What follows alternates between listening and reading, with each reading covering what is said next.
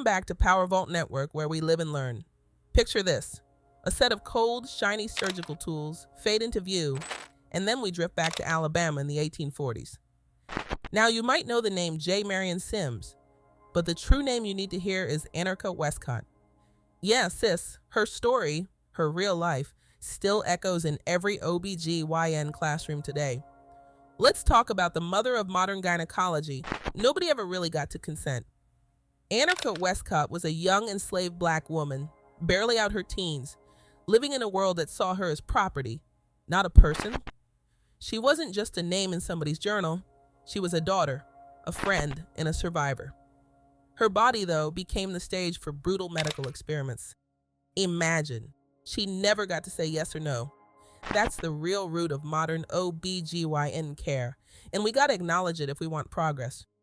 Dr. Marion Sims is praised as the father of modern gynecology, but let's not sugarcoat it.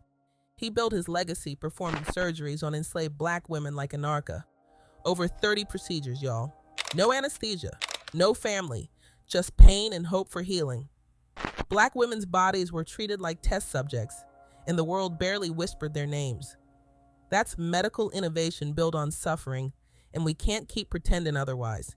This was more than just experiments. It changed how medicine evolved. Those tools and procedures Sims created still influence OB-GYN training today. But what's rarely said, Anarcha and the other women, like Lucy and Betsey, their trauma and resilience shaped the science that's supposed to heal us. That's a legacy of genius and pain.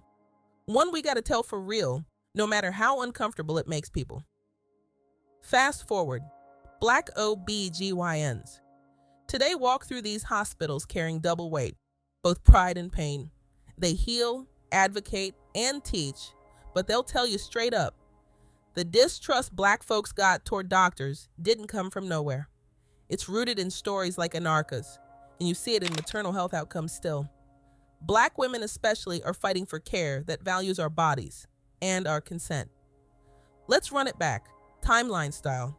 From the 1840s experiments to civil rights movements to right now, with Black Maternal Health Week in the headlines and CDC data scaring us.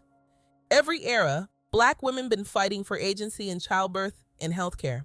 Today's activists and OB-GYNs are building on that struggle, refusing to let Anarcha Westcott's truth be erased or used without acknowledging her sacrifice. Sit with a group of Black historians and OB-GYNs now, and the conversation is powerful. They're connecting dots, calling out how medical racism didn't end in the history books. For them, Anarcha Westcott isn't just a victim. She's a symbol of strength and a call for real accountability in medicine. We owe Black mothers care that's respectful, ethical, and transparent. Her story keeps us asking, are we doing better or just talking about it?